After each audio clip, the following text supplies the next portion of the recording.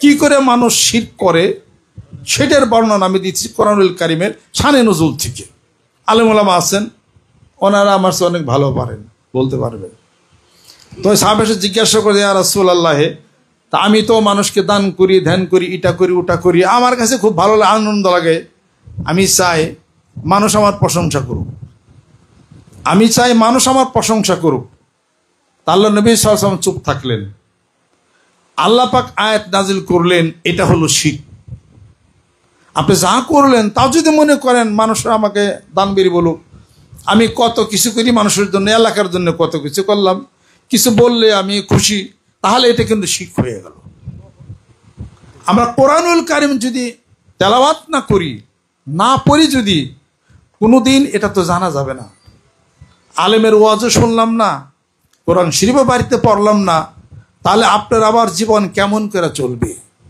এই জীবনের মালিক কে? আকাশের মালিক কে? এই রাতের মালিক কে? হায়াতের মালিক কে? মরণের মালিক কে? আল্লাহ বলেন, বি আইয়ুকুম আহসানু আমালা, খলাকাল মাউতা ওয়াল হায়াতা লিয়াবলুয়াকুম আইয়ুকুম আহসানু আমালা। এই জীবন দিছি, মরণও দিছি, দেখবো উত্তম আমলদার তোমাদের মধ্যে কোন ব্যক্তি। জীবন নিয়ে এত খেলা খেলি, মরণ একটু স্মরণ করো না। এই জীবনের পরে যে মরণের ঘন্টা যে তোমার বাজবে, এই কথা থেকে একবারও তুমি স্মরণ করো না। এই স্মরণ করলেই তো তুমি ভালো আমলদার ব্যক্তি তুমি হইতা। অতএব এই দুনিয়াতে মানুষ, আমরা যে ইবাদত বন্দি করি, আমার মেলা ইবাদত বন্দি, এটা ওটা হ্যান তান আছে, আমি পিসাব মনে করি, আমি তো বড় পিসাব গেছি, এটা ওটা হ্যান তান, ভিতরে অহংকার আসলো, এই ইবাদত বন্দি আল্লাহ পাক নেবেন না। আল্লাহ পাক নিবেন সেইটাই যা শুধুই আল্লাহর জন্য ওয়াজিল্লাহ হয়, শুধুই আল্লাহর জন্য হয়। যেরকম সুবহানাল্লাহ। বাংলাদেশের মানুষ খুব সরল, সহজ, ভালোবাসা বেশি, প্রেম বেশি, মারামারি বেশি বুঝে না, কাটাকাটিও বেশি বুঝে না।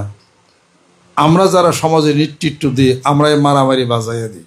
সাধারণ মানুষ ভালো, আলহামদুলিল্লাহ। মানুষের মন যত নরম, যত তার মধ্যে হৃদ্যতা থাকে, সে তখন শিরক এবং বেদাতের মধ্যে বেশি ঝুঁকে যায়।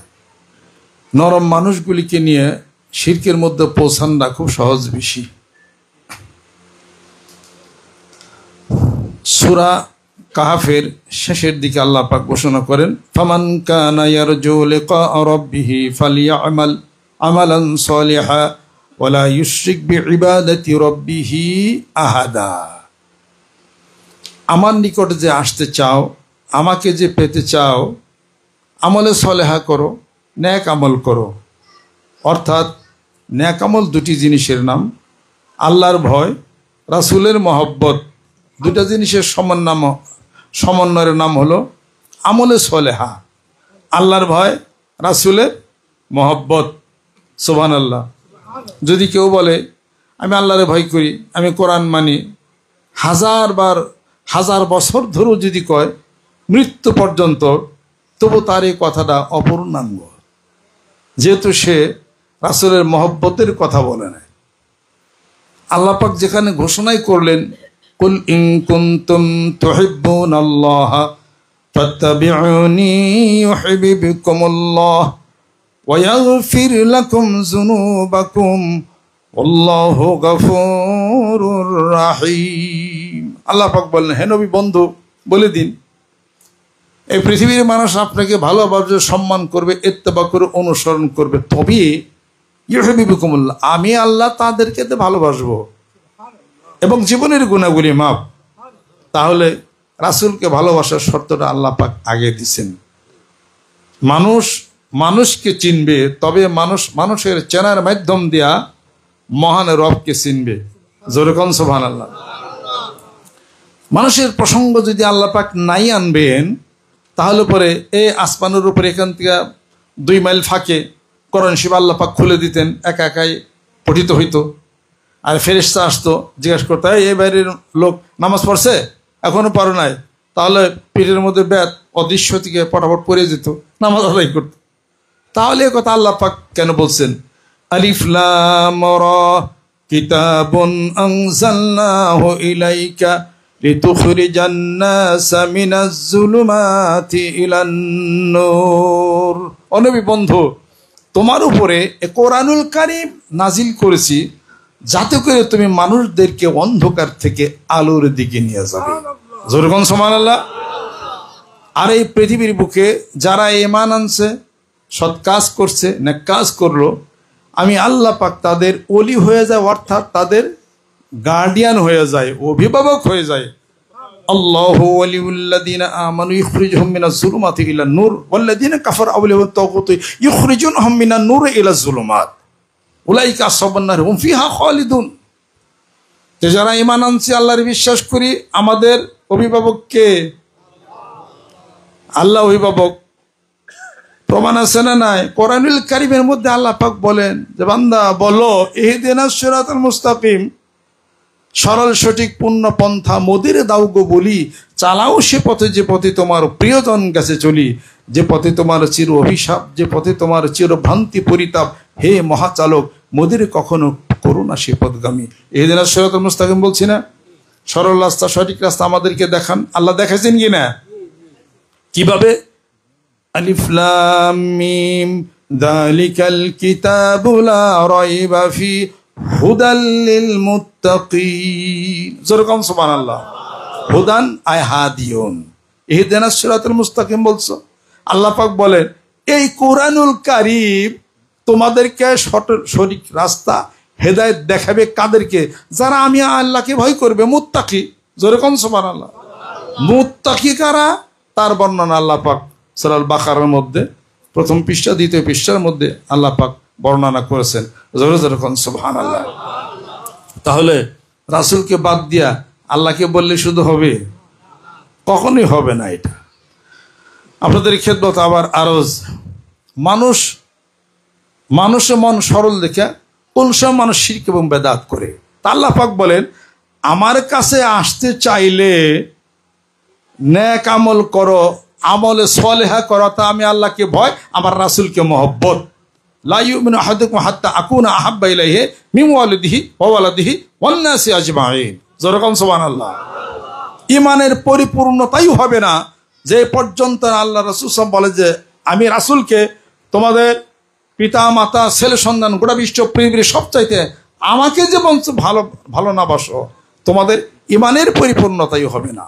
যেরকম সুবহানাল্লাহ। আর আল্লাহ পাক বলেন ওয়ালা ইউশরিক বিইবাদাতি রাব্বিহি আহাদা। এই পৃথিবীর বুকে আমি আল্লাহর কাছে যদি তোমরা আসতে চাও, নৈকট্য হাসিল করতে চাও, তাহলে পরে তোমরা আমলে সালেহা করো, আর আমার ইবাদত বন্দেগীর মধ্যে পৃথিবীর কোনো মানুষকে তোমরা শরীক করো না। তাই কিছু করো, তোমাদের নিয়ত থাকতে হবে ইন্নামা নুতঈমুকুম লিওয়াজহিল্লাহি লা নুরিদু মিনকুম জাযাআ ওয়ালা শুকুরা। সূরা দাহর। যেরকম সুবহানাল্লাহ। তোমাকে যা করি, যা আদর আপ্যায়ন খাওয়াই, যাহা কিছু করি আল্লাহ লিওয়াজহিল্লাহ, আল্লাহ তোমার জন্যে। যেরকম সুবহানাল্লাহ। তাহলে এটা আল্লাহর কাছে গৃহীত হবে। এক সাহেব এসে বললেন ইয়া রাসূলুল্লাহ একটু ঘুরে দেন তো, গরম লাগতেছে। এক সাহেব এসে বলেন ইয়া রাসূলুল্লাহ আমি অনেক দান করি, অনেক দেই মানুষদেরকে, কি করে মানুষ শিরক করে সেটার বর্ণনা আমি দিচ্ছি কোরআনুল কারীমের শানে নুজুল থেকে। আলেম ওলামা আছেন, ওনারা আমার চেয়ে অনেক ভালো পারেন, বলতে পারবেন। তো সাহেব এসে জিজ্ঞাসা করে ইয়া রাসূলুল্লাহ তা আমি তো মানুষকে দান করি, ধ্যান করি, এটা করি ওটা করি, আমার কাছে খুব ভালো আনন্দ লাগে, আমি চাই মানুষ আমার প্রশংসা করুক, আমি চাই মানুষ আমার প্রশংসা করুক। তা আল্লাহ নবী সাল্লাল্লাহু আলাইহি ওয়াসাল্লাম চুপ থাকলেন। আল্লাহ পাক আয়াত নাজিল করলেন এটা হলো শিরক। আপনি যা করলেন তা যদি মনে করেন মানুষরা আমাকে দানবীর বলুক, আমি কত কিছু করি মানুষের জন্য, এলাকার জন্য কত কিছু করলাম, কিছু বললে আমি খুশি, তাহলে এটা কিন্তু শিরক হয়ে গেল। আমরা কোরআনুল কারীম যদি তেলাওয়াত না করি, না পড়ি, যদি কোনোদিন এটা তো জানা যাবে না। আলেমের ওয়াজও শুনলাম না, কোরআন শরীফও বাড়িতে পড়লাম না, তাহলে আপনার আবার জীবন কেমন করে চলবে? এই জীবনের মালিক কে? আকাশের মালিক কে? এ রাতের মালিক কে? হায়াতের মালিক কে? মরণের মালিক কে? আল্লাহ বলেন বি আইয়ুকুম আহসানু আমালা খলাকাল মাউতা ওয়াল হায়াতা লিয়াবলুয়াকুম আইয়ুকুম আহসানু আমালা। এই জীবন দিছি, মরণও দিছি, দেখবো উত্তম আমলদার তোমাদের মধ্যে কোন ব্যক্তি। জীবন নিয়ে এত খেলা খেলি, মরণ একটু স্মরণ করো না। এই জীবনের পরে যে মরণের ঘন্টা যে তোমার বাজবে, এই কথা থেকে একবারও তুমি স্মরণ করো না। এই স্মরণ করলেই তো তুমি ভালো আমলদার ব্যক্তি তুমি হইতা।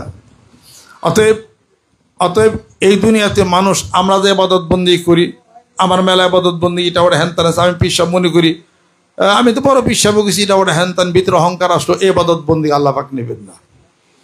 আল্লাহ পাক নিবেন সেইটাই যা শুধুই আল্লাহর জন্য ওয়াজিল্লাহ হয়, শুধুই আল্লাহর জন্য হয়। যেরকম সুবহানাল্লাহ। এই জন্য বলা হয়েছে ওমা উমিরু ইল্লা লিয়াবুদুল্লাহ মুখলিসিনা লাহুদ্দিন। সুবহানাল্লাহ। ইলম না থাকে, ইলম কম থাকে, ইলম মানুষকে পাহারা দেয়। ইলম যদি কম থাকে তাহলে কি হবে? মাদ্রাসা যান না, ইলম নাই, তাহলে কি হবে? ইলম যদি কম থাকে, ইলম না থাকে, আমলে পারি পাবেন।